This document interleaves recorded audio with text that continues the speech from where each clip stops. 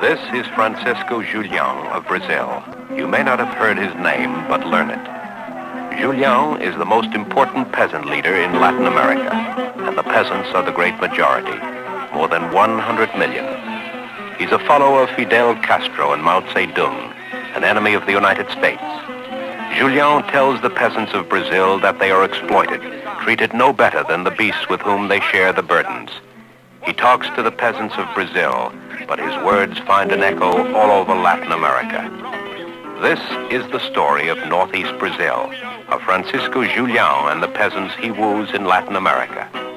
The troubled land.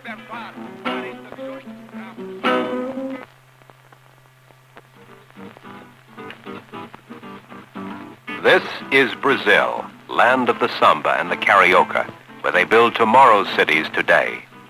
Even in the backward Northeast, they've built a city like this one. For Brazil is not only the largest nation in Latin America, it is also the wealthiest. That is, Brazil is fabulously wealthy for a few, who live in cities like this one, Recife, capital of the state of Pernambuco in northeastern Brazil. Here is the seat of power and the control of the economy of 20 million farm workers who live in this region, as large as our own Middle West. Here they deal in sugar, the principal crop of this area. Sugar built the city. Sugar keeps it bright and new, and strange to the man who grows the sugar cane, the peasant, one of the 20 million. The name of this man is Severino, age 49, occupation peasant, bone, muscle, and blood of the organism that feeds the city. Yet it is a world he does not know, full of things which create a longing, another world, one made for money. Severino has no money. He doesn't even have the vote because he is illiterate. But to the communists, he's important. He and the 20 million other peasants of this area. Severino is on his way to a communist front headquarters. Why are he and the other peasants being drawn to the communists? That is our story. Officially, it is the Socialist Party.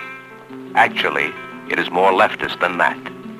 It fosters the Ligas Camponesas, the Peasants' League, and the name itself is exciting. It's headed by a member of the legislature, Francisco Julião, one deputy who listens to the peasants' complaints. They are almost always the same. Trouble with the landlord, upon whom the peasant and his family depend for their daily work. O dinheiro que ele me deu só deu para comprar mesmo os pau para botar. Só dá certo mesmo o senhor indo para ver. We will help you. Can you get 3 witnesses who saw the master burn down your house? Do you understand? Yes, yes. Jorge Virginio will be one of them? Good. Then the Peasants' League will provide the lawyer. Is someone ill? They'll send the doctor. Homeless? There's a cot in the Peasants' League's offices. Simple actions which show an interest in the fate of the 20 million. For Severino, help is not easy. He's almost 50, fears he will be fired in favor of a younger man. When it happens, they tell him, come and see us.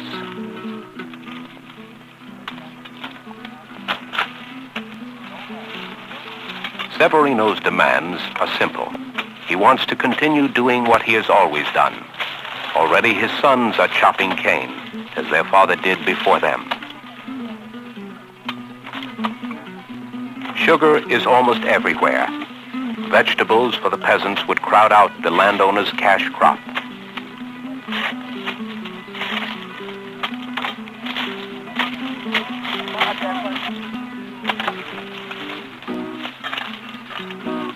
For his toil in the fields, Severino earns 25 cents a day, his sons 13 cents each. This is Severino's house. And this is Dona Julia, Severino's wife, not quite 40. She lives the life of a woman who has 6 children, whose husband makes 25 cents a day, whose youngest child is partly paralyzed, and who knows most peasants die before they are 30. Such is their world, a world with only one toy. Only one girl goes to school, Pencils cost money. Besides, what use is schooling in their world? In addition to his salary, Severino is allowed the use of half an acre of land. Not the best land, but some soil to grow corn for meal and black beans. The important thing is that it is land which grows, feeds, and gives life. If Severino were to lose his job, he would also lose his land.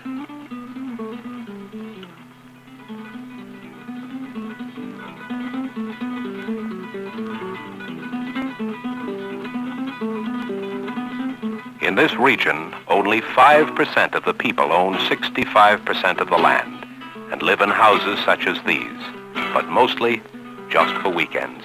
Yet they are the masters. This is Severino's master, Constancio Maranhão. The first of his family came to this land 400 years ago, and since then, the Maranhãos have owned it, held it, ruled it. He's acted as governor of the state and chief of the legislature. He counts his cattle by the 1,000 head, his lands in tens of thousands of acres, wears a 15-carat diamond ring, claims to be a simple man with simple ideas. He says, all of my peasants are happy, rich, and fat, don't you see? This is my gun. It is the law here. It decides everything. Not any police or any law, but my gun. The best one made in the United States. It is the most important thing I own.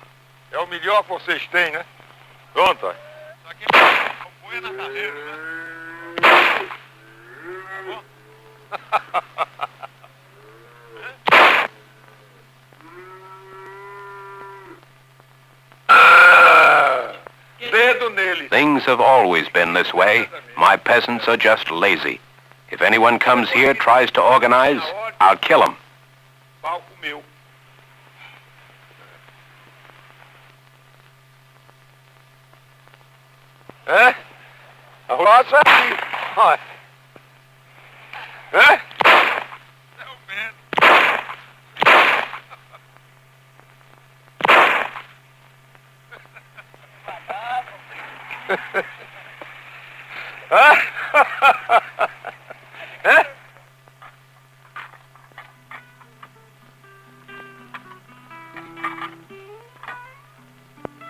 In an area almost as large as our Middle West, nearly 20 million people do not have enough to eat.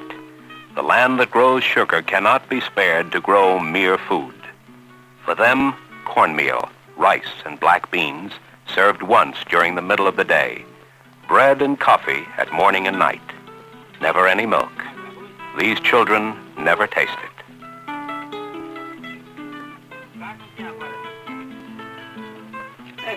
Eu não posso comprar mais. Tá vendo? Esse é como se trata. Esse é, vamos pouquinho mesmo, porque nós não temos muito para nós se manter. É se Deus quiser. A vida é cara. Vamos levar nós mesmo. Você não sabe? Nós não podemos. Vamos assim mesmo pouco. Quando Deus quiser. Eu quero pouco com Deus do que muito aperreado. Ah, pois é. Agora queria que Deus me ajudasse que eu tivesse com nada, a um cantinho para morar, que ia sair com nada de engenho, para ver minha situação melhorar. Mas se Deus quiser. Eu queria pelo menos descansar, pai, de quando vejo as coisas. Severino says he has to have a piece of land of his own, something he can count on. His wife tells him to be patient. I have been patient, Severino says, but I cannot wait forever. Engenho, negócio de engenho é hoje, não é amanhã, não é depois, e eu não tenho situação. A situação que eu tenho, qual é? Viver na paz da cana, mas eu não aguento mais. Patience is a virtue for either the hopeless or the rich. 25 cents a day is not the way to riches or a piece of land. None of this is new for Severino and his 20 million. It has been this way since the days of slavery.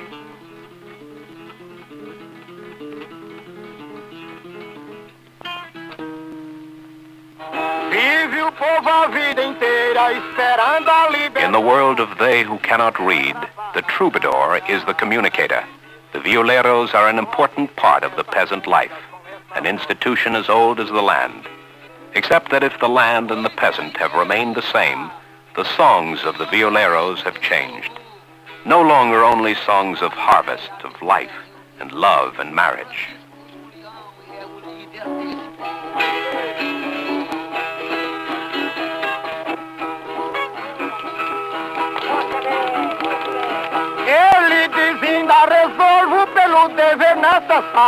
Now they sing, Francisco Julião knows it is necessary for the proletariat to get a decent salary, and always Julião fights for this.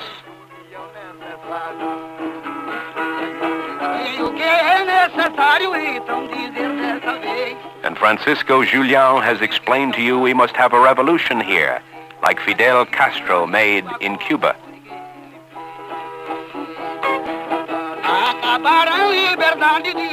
And they took away the liberty of Patrice Lumumba and afterwards assassinated him. So beware.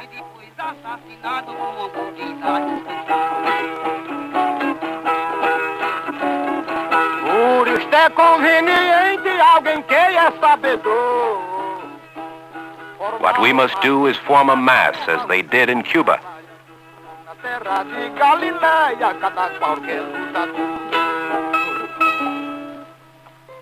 What the violeros do not say, others will. Listen to this peasant. We peasants know only misery, hunger, illiteracy, children starving. We must unite more and more. Yes, shoulder to shoulder forward, ever stronger. We must stop this working only for the landlord, for the millionaires who have everything, while we have only misery. Cidadão que tem dinheiro é rico, é milionário, e o trabalhador no trambuco recebendo, como eu já vos acabei de dizer, a miséria. Muito bem.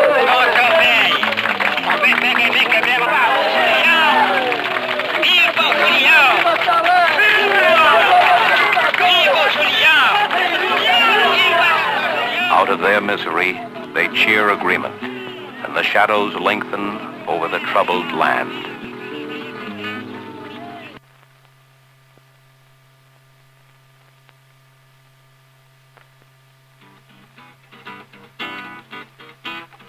In the city, the Brazilian government plans help for the peasants of the Northeast. Good plans, excellent plans for industrialization and land reform, but slow in developing. The director is a brilliant economist, Celso Furtado. I think that the unrest is growing every day. Every day is growing. And we have many factors fostering the unrest.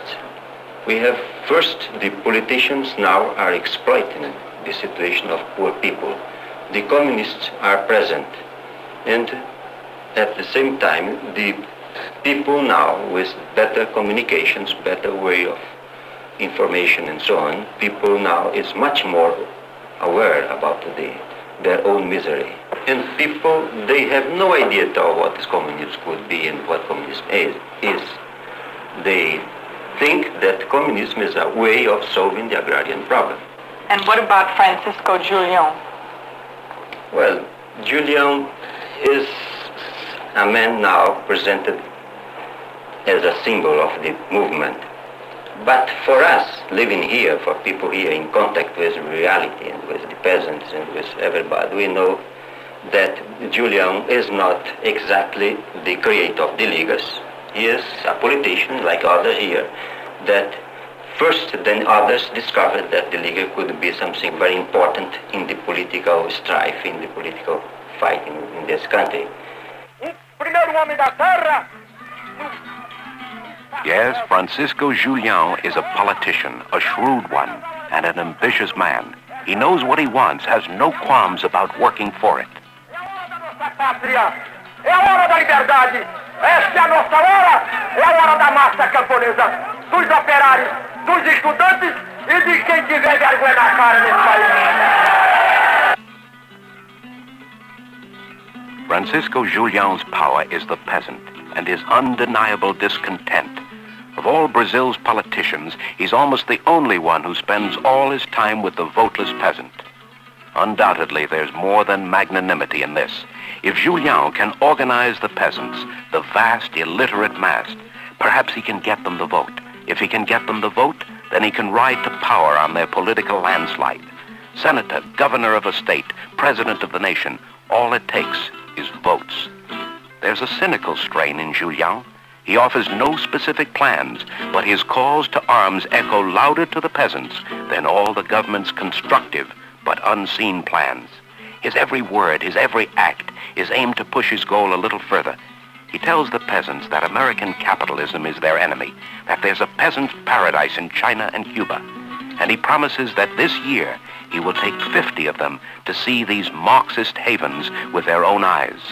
He tells them that Mao Zedong and Fidel Castro are the greatest men of our times because they have given the peasants land. Heady words to the unknowing, to the land-hungry, stirring dreams to the hopeless whose vital problems are the most basic. Food for today, food for tomorrow. Rarely do these poor think beyond tomorrow. To them, communism is a word, democracy another.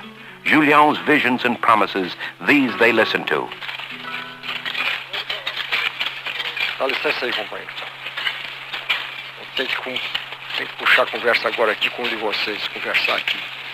Pode o Brasil com tanta terra e você com meio quadro de terra e 8 filhos. You have 8 children and no land? How can this be in a country as large as Brazil? When we come to power, you will have land. We will take care of you when you are old. Everything will be better. You understand me?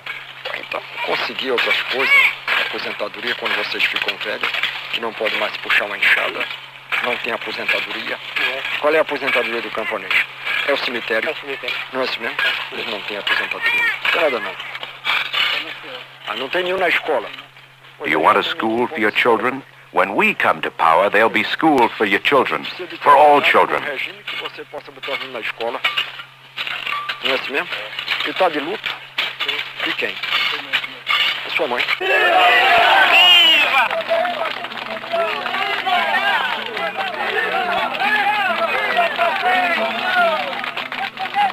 De que estamos realmente. To a crowd, Julião says the same. Let those who agree with us raise their hands.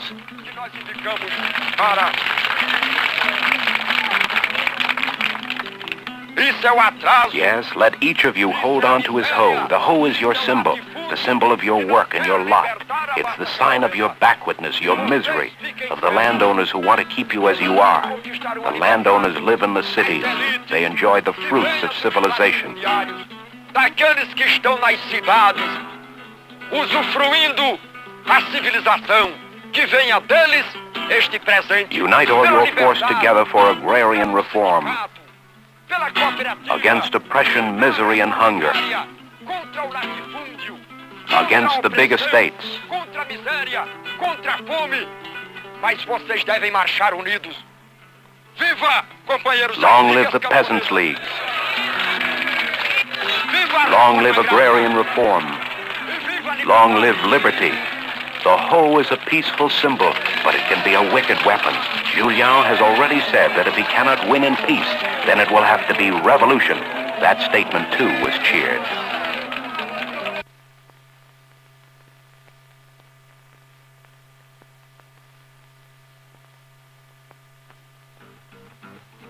The Brazilian government is not overwhelmed. They hear the shouts of the crowd, but they believe in their plans for land reform. You do believe that a peaceful, democratic solution to the land problem is possible here? Yes, that's why I am here. I am here fighting day and night.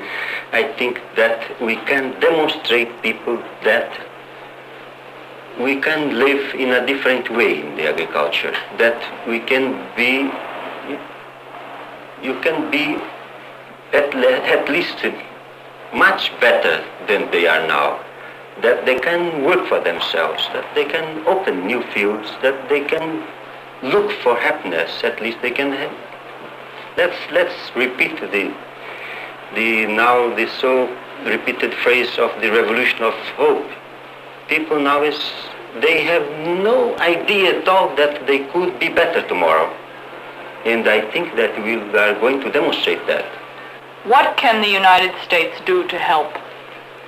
Well, Ms. Rogers, I think that first, that is a problem of ours.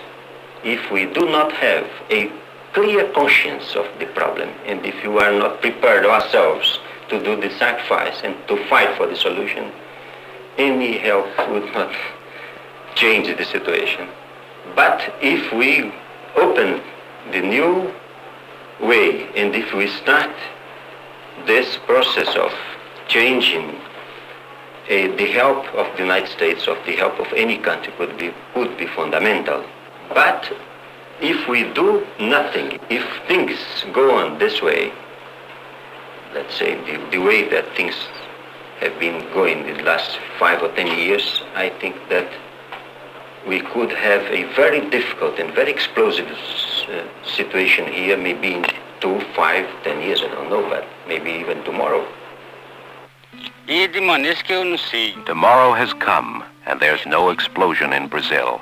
Brazil is not a violent land. Severino still sits with his friends, and endlessly they run the catalog of dismal hardships. They cannot prosper.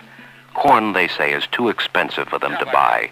The pieces of land of which they have use are too rocky and too starved to yield enough to feed them and their children. Their life is hard. They say there are better opportunities in Rio and Sao Paulo, where there are factories and work. But who can walk the thousands of dusty miles to test the rumor? No, they are the children of this soil. If only there were someone to help. People talk of helping, but what is there yet to show for their words? They say the government has a plan, but who has seen the improvement yet? And Julião, his promises are still only promises. Can man always live on promises when his children need food? If only they could get a piece of land, a small piece, but their own, then there would be a tomorrow. Neither Severino nor any of his friends have the answer. They have only one proposal. Give us land, fertile land. The cry is echoed all over Latin America, where the greater part lives like Severino and his brethren, as if they too were not the product of 3,000 years of Western progress and civilization.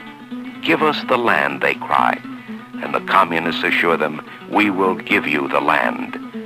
The only answer to communist promises is results. Government plans for land reform and development must become real. The first steps must be theirs, then we can help. But the first steps must be taken by the Brazilians. Time works for the communists. We have not lost yet, but these are the hours for decision. There is much talk of freedom and democracy in the Western Hemisphere. Even Severino and his brethren have heard it. It's language they scarcely understand.